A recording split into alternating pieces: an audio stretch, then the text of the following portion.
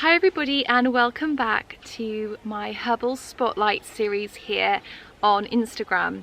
So this spotlight is based off my popular Herbal Spotlight series on my podcast, but I thought it'd be fun to do a more visual version where you can really see the plants and come out foraging with me and we can learn a little bit about the plants more in person. So today I want to chat with you about nettle. Now, if you follow me here on Instagram or you follow my podcast, you will already know that I am pretty much obsessed with nettle. Nettle is one of those plants that I think most of us will know from some encounter during our lives.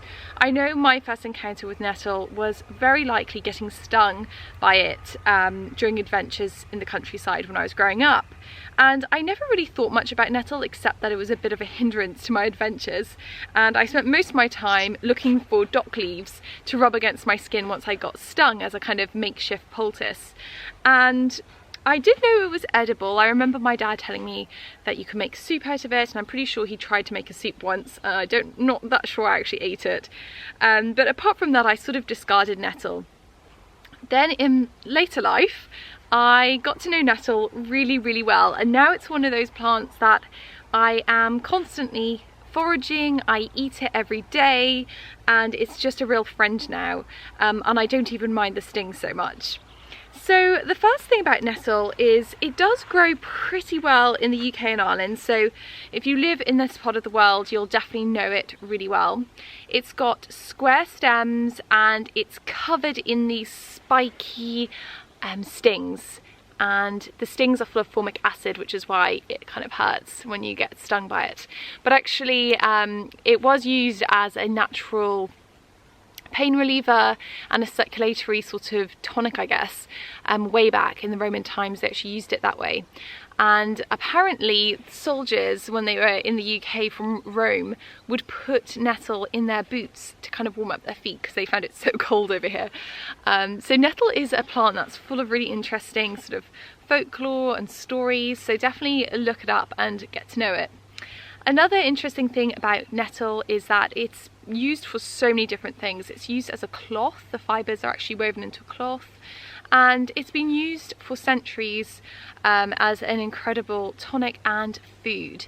In fact, I would go as far as saying that nettle is actually our own version of a superfood here in the UK and Ireland, but it's so overlooked. And the worst thing is that it's covered in weed killer and really used, just treated as a weed, when actually it's an incredible food and we should all be consuming nettle every day if we can.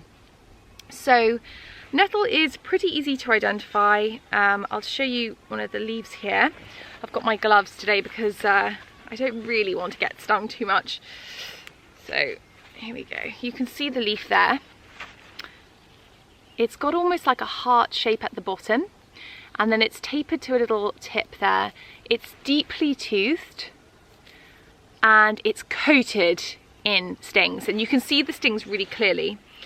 And it does have flowers, not in spring, but at the end of spring, early summer, it does start to flower. And its flowers are very boring looking. They're sort of green, almost inconspicuous. And that's because nettle is wind pollinated, so it doesn't need to look garish and beautiful and bright to attract pollinators. It's just wind pollinated, so its flowers are quite dull to the eye. And it also has seeds in autumn as well, which are also edible. In fact, the whole nettle plant is edible except for when it flowers. That's the only time that you don't really work with nettle. So now we're in spring, and this is a perfect plant to pick. And what you want to do is you want to pick those top shoots when they're nice and young and small. And the reason for that is that they are the most healthiest at this part, and they're most tastiest because they're nice and small and not too hard. So spring is the time to get foraging and collecting your nettle. And what's great about this is that you can also do a sort of batch cook and freeze your sauteed nettles. And sauteing nettles or blanching nettles is probably the best way of cooking them. That's going to remove any of the stings, so don't worry, you're not going to get stung if you eat them as long as you cook them or puree them or dry them.